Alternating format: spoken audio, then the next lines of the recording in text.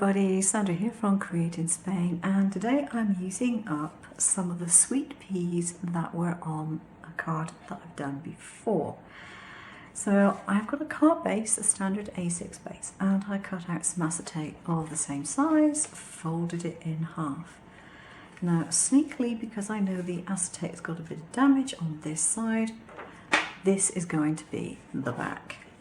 So all I need to do is to make sure that it is put in here properly after I put some double-sided tape on, because this is going to be on the back of the card.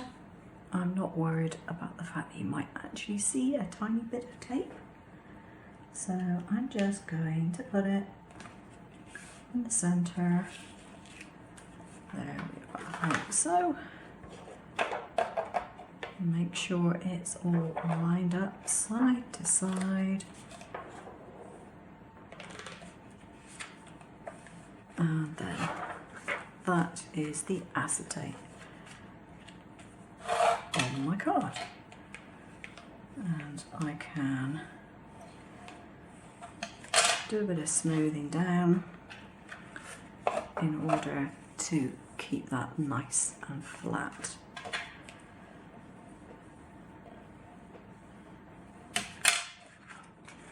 There we go, that's fine, that'll be perfectly alright. So I'm going to be putting my design on here, but I haven't decided if I'm going to put it underneath there or whether I'm going to put it on the top.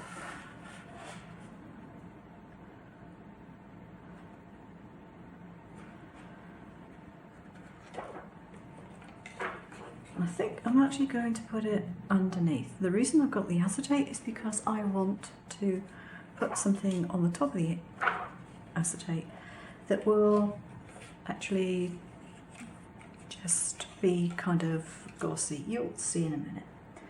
So I'm just going to use some matte varnish to put this on. This is going to be a really quick, simple card to make.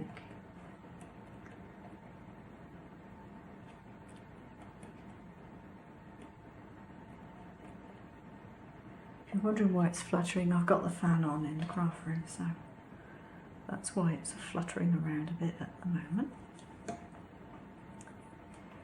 And take this. Now this is 2 of the sweet peas stuck together, and I'm going to put it so it goes across the corner like that.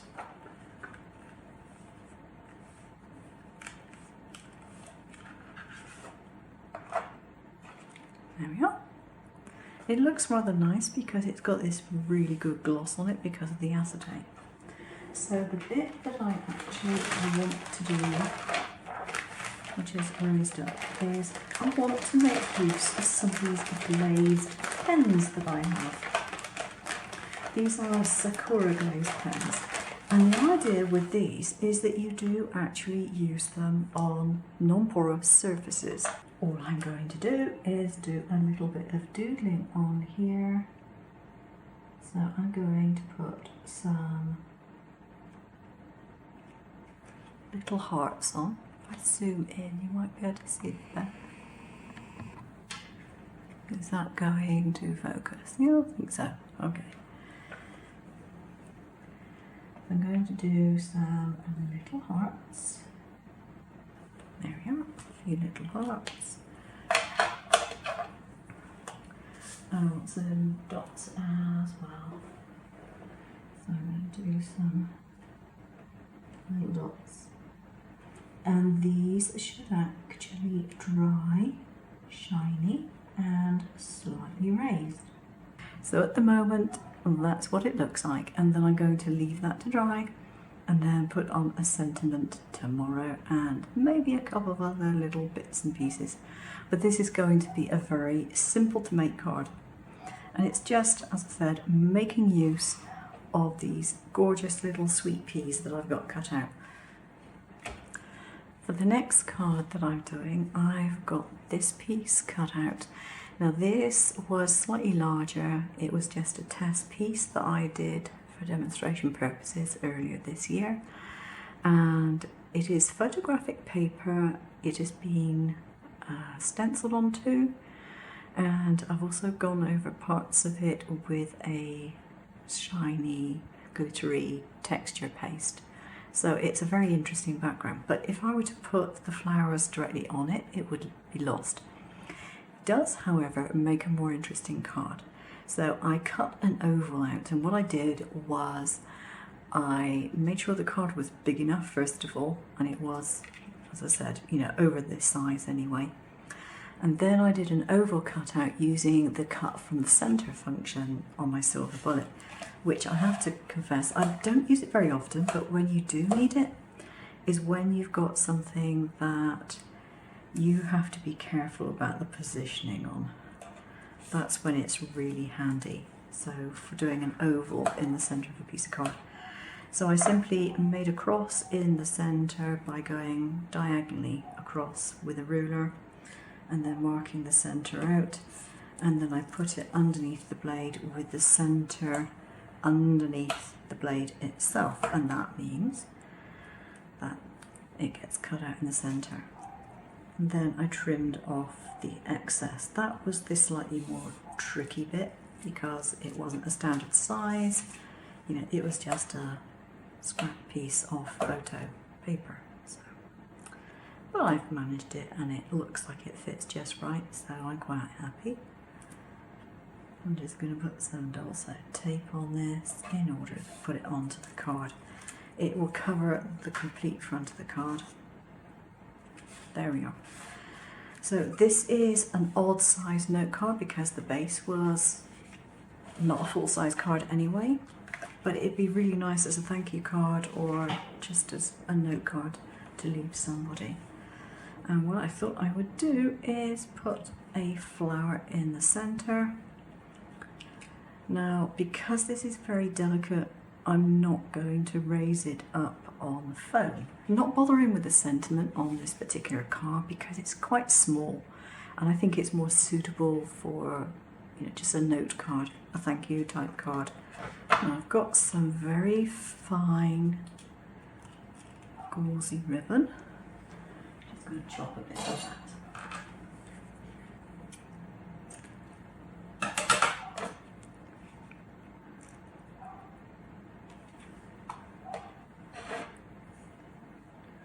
Hopefully that's enough. I've got my bow making thing here, and what I haven't got is the sticky pad which goes underneath it at the moment, but never mind. This isn't really going to be much of a problem, I won't think, with this particular bow. It's only a little one. I think I can cope for the time being. And tie that up.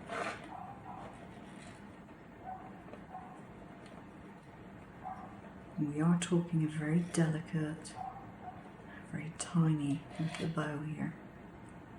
There we are, all done, all stuck down.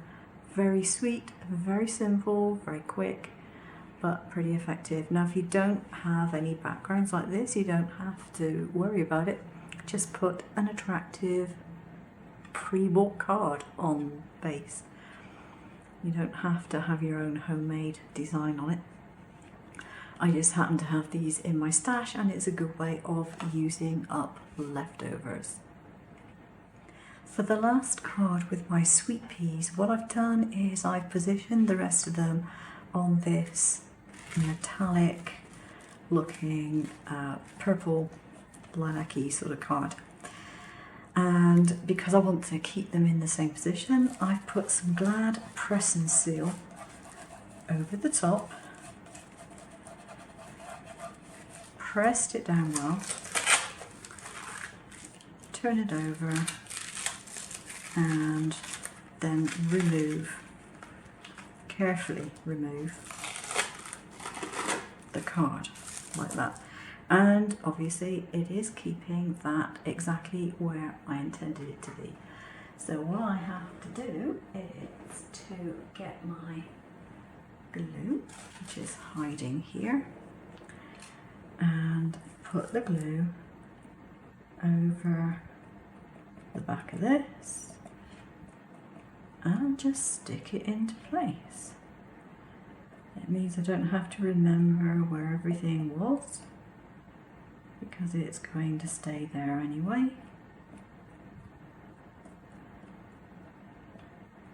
The important thing is not to get any glue on the press and seal, because if you do that, you're in big trouble. So I've got my card front. If I stand up so that I'm directly over the card,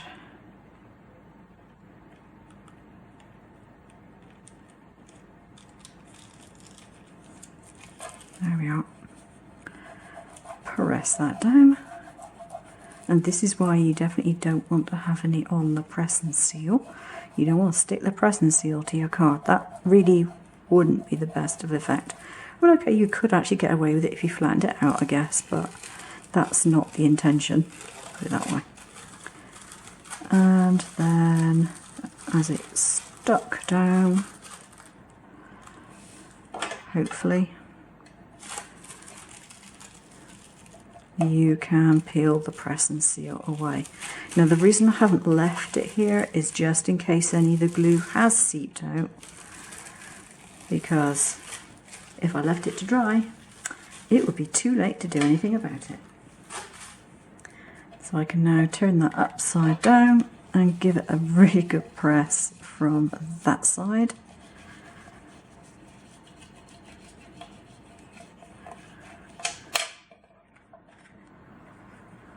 And there we have a perfectly good card front. I'll have to see what I'm going to actually put it on. But to be honest, it's such a nice shimmery card anyway. I'm thinking that just like that would be good, with just maybe either a small sentiment on it or just a little bow. I think that would be quite nice.